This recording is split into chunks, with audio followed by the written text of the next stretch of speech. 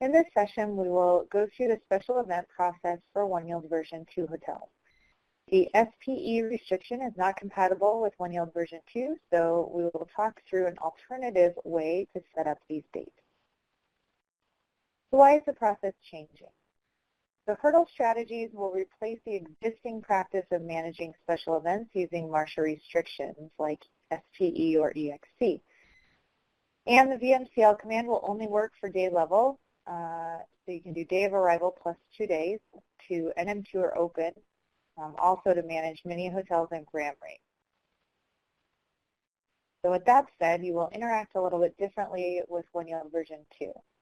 You can adjust demand, and the system will generate hurdles to appropriately control the availability of rates. Pricing is actually the same as it is today. So RPO will make recommendations, lockout dates can be added in RPO, and rates are managed in HPP. Cancel and deposit policies can be managed through the VHAP in most cases, or with the terms and conditions of individual rate programs in HPP if needed. And then blackout date functionality for centrally priced BT accounts works the same way as it does today. So if you have an upcoming special event and you want it to be a blackout date, you would handle that just as you do today. So there will be no SPE restriction. So let's talk about this process in a bit more detail. The absence of an SPE restriction creates the following. So you can't black out platinum availability without it. And there's no restriction of LRA availability. So outside of those accepted blackout dates that you have in MAR RFP, there's no way to get around that. The new process will solve for those 2 items. So there is some downside to this new process. It creates sell-through issues for some LRA rates. And not all high demand dates require this severe of a restriction. So something to think about. If you had a special event in place in the past, it may not be necessary now that we have hurdle rates managing your availability in the future. All right, so special events in OneYield version 2, we have the process overview outlined for you on the screen here. There's really 4 sets of steps to set up a special event with OneYield version 2, and we'll go into each of these 4 steps in a little bit more detail. And there is a job aid that's been created to support this process, and the job aid can be found on Landit. So you can go ahead and access this after you finish this training. All right, so the first of the 4 steps. The first is to identify the date. And just remember, not all high demand dates are special event dates. So what is a special event? So we would consider a special event 1 or more dates where all of the following are true. You have transient demand is significantly above average for the entire market. The pricing strategy is substantially higher than normal for the entire market. Cancellation and deposit requirements are stronger than usual to protect against last-minute cancels and early departures.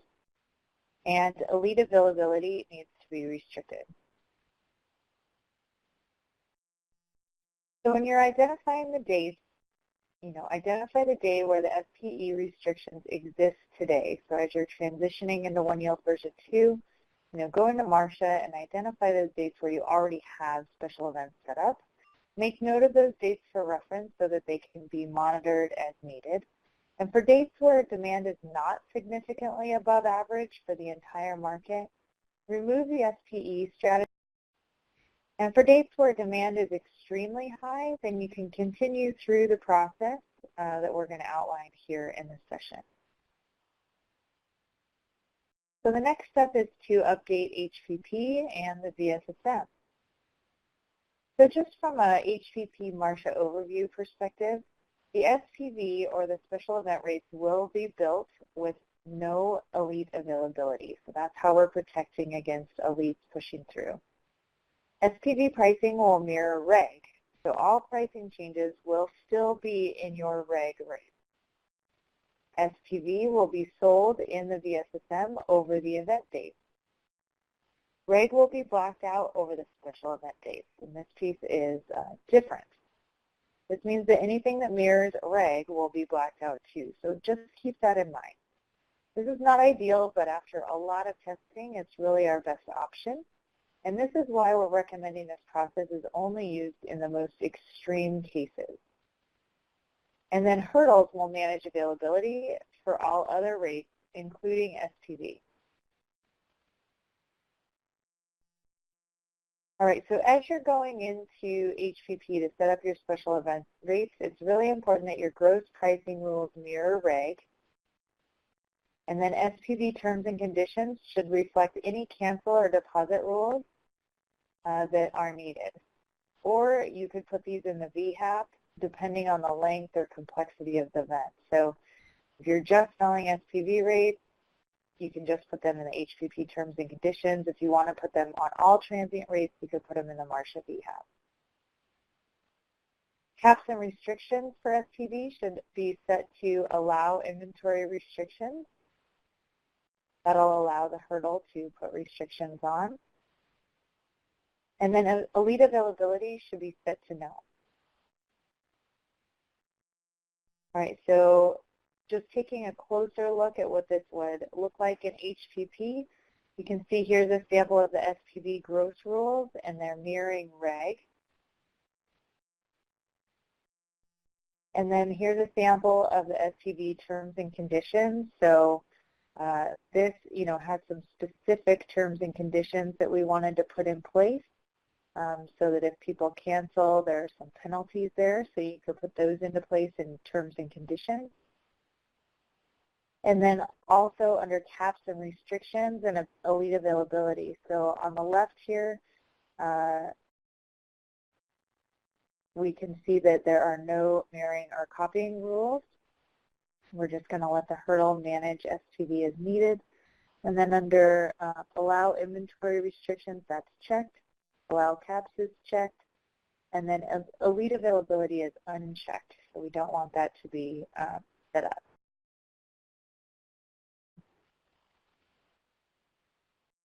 And then what you do is within reg, that's where you're going to put your gross pricing information. So make sure that it reflects your desired special event pricing. And if needed, you may need to add these dates as lockout dates in RPO in the settings tab so that RPO doesn't automatically publish if you're set up to automatically publish. Make sure that these are lockout dates so that you can manage them manually if needed. Under the VSSM setup, you will have to create a VSSM for your special event state, and you'll replace your current strategy with SPV rates. And then just make sure to include reg rates in additional search, so you can see at the very bottom there, additional search rates. It's always good to have a reg rate there for lots of different purposes, but it helps with triggering as well. So this is what it would look like during your event.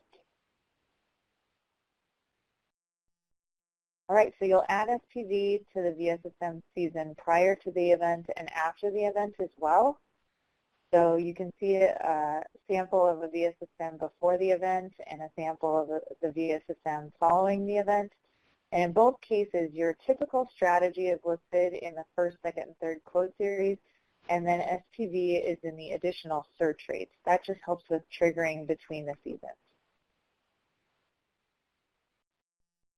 And then another item to do, once you have all of that done, you'll ensure that your reg availability is blacked out during your special event. And you only want to do that after you get your VSSM set up. So you don't want to black out reg until you've got your VSSM set up and it's triggering back and forth between special event and reg. And then you go into this part 2 of the instructions and blackout reg during your special event. And then ensure your reg availability rule published to Marcia. And then you'll test sell. Right, so this is when you just want to make sure that it's triggering back and forth between reg and special event as needed. So you should test sell prior to the event, and that should sell your normal rates, and then it should trigger to SPV during your event. And then here's an example of what it would look like on Marriott.com selling into the event. You can see that there's one night of a normal rate or a member rate, and then a couple more nights at special event rates. And then another selling sample, this is during the event, only SPV should sell. So you can see in Marcia, it would just pick up the SPV rates during the event. And same with Marriott.com, it's all selling SPV those days as well. And then coming out of the event, it should trigger back to a member rate or rate rate. So you can see coming out of the event, the full sell line on the right there goes from SPV to a member rate. And one thing to note on Marriott.com is that the current Marriott.com functionality does not trigger back to member rates. So what it'll do is it'll sell special event rates for the first couple nights, and then when it triggers, it'll go to reg automatically, or whatever that primary retail sell is for your hotel. And this is an open ticket with IT. So as long as it triggers to reg or whatever your primary sell is, the test sell is okay. Now the next item to take a look at is updating your cancellation and deposit policy in your VHAP if needed. So if you wanted something that was fairly strong and you wanted to apply it to all your transient rates, you would update the VHAP. And then you would update your hotel facts page, so that is typically your VIS. There could be information on the DH pages that needs to be updated depending on the complexity of the event. And this will just alert the agent that there is an event over those dates. And then if needed, you could update your rewards, ICDs, or inventory control dates in high performance pricing. And if you need help working through that, there is some training on MGS, as you can see listed on the screen here. And then once you've identified your dates, you've updated HPP in the VSSM, you've updated any sort of facts or cancel policies, ICDs, then you'll go through the transient RM process. So that's 5-step process in OneYield version 2. And we've outlined the different steps in the 5-step process and some things to consider as you're working through them here on the screen. As you're reviewing and updating demand, if needed, you could map it in transient managed events. So you would build a new event if one does not exist, and this is a repeating event with similar demand as compared to a historical occurrence. Just make sure that the duration of the instance matches an existing event if there is one, and then ensure demand of the past event matches the anticipated demand of the future event. And then you would always add your special event dates as watch dates, because you're going to be manipulating demand. So best practice is anytime you manipulate that system demand, add it as a watch date, enter some notes.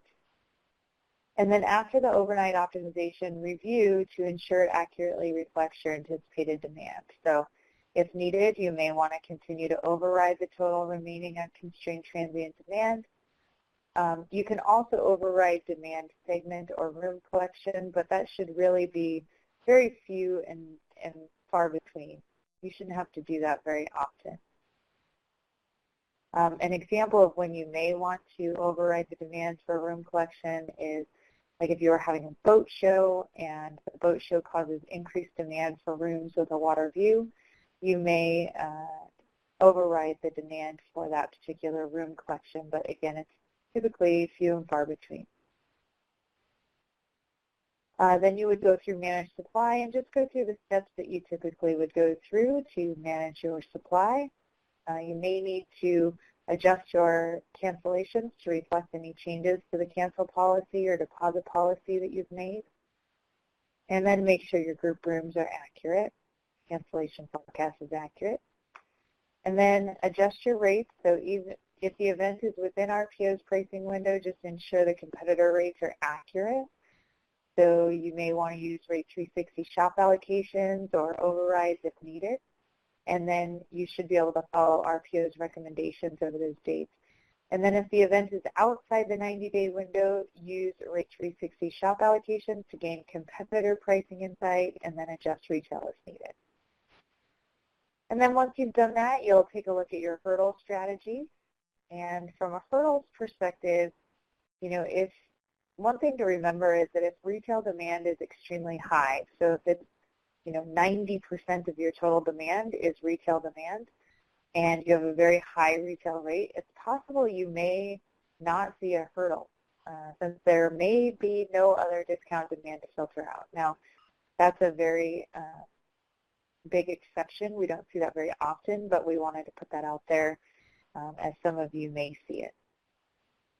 And then the last step is to manage inventory. So review your inventory recommendations over the event dates to make sure that you have the right room pools on the shelf to meet the needs of the demand. So as you're going through reviewing demand, here's an example of the event week before we overrode anything. And then here's the example of what it might look like after we've overridden demand. So you can see that those particular days are very much overridden.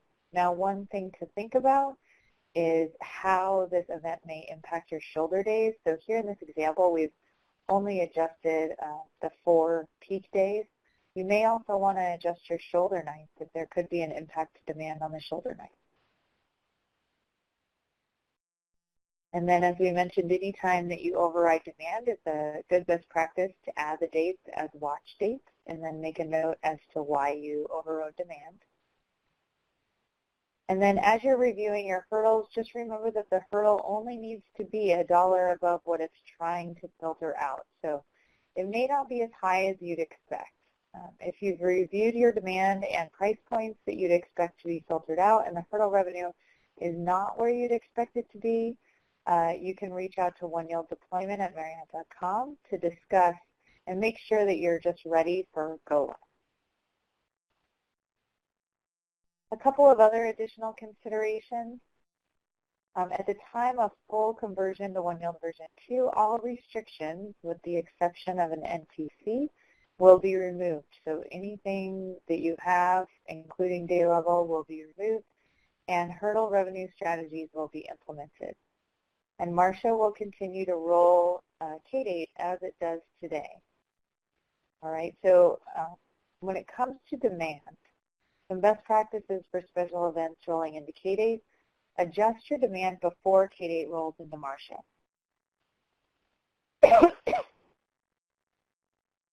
K-Date hotels will be able to view and interact with demand approximately 2 weeks beyond K-Date. If you happen to be a K-Group hotel, you'll be able to view and interact with demand approximately 2 weeks beyond K-Group. So in either case, you can interact with demand beyond K-Date, so make sure to do that if you have a special event rolling in. But just know that hurdles will not be generated or visible until the date is within K-Date.